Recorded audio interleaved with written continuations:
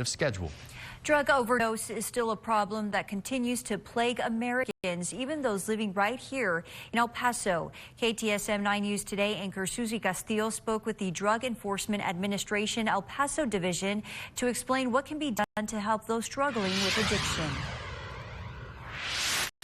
From May 2019 to May 2020, there was a record of more than 81,000 drug overdose deaths in the U.S., according to the Centers for Disease Control and Prevention. But there were also more than 1 million non-deadly overdoses in emergency rooms across the nation.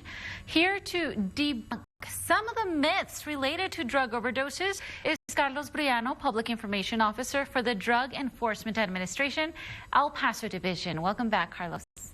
Thank you, Susie. Yes, sadly, many of the deadly and the non-deadly overdoses, they all could have been prevented.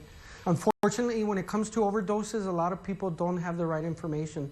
For example, many people believe you can't overdose the first time you use a drug, or that you develop tolerance the more you use the drug. Another myth is that you can't overdose on marijuana. So how can you overdose on marijuana, Carlos? Though a fatal marijuana overdose is unlikely, it is still possible to take too much marijuana.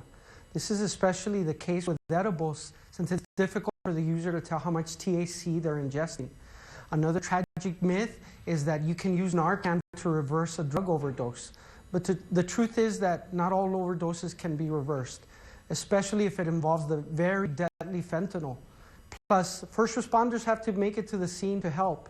And tragically, many users never call 911 because they're incapacitated, or they fear being arrested, or they'll refer to trying cold baths or showers, which is another false myth. Like you mentioned, a lot of these overdoses could have been prevented. Any more myths that you want to share with us today, Carlos? Yes, another terrible myth, Susie, is that you can't overdose on a medication that's prescribed to you.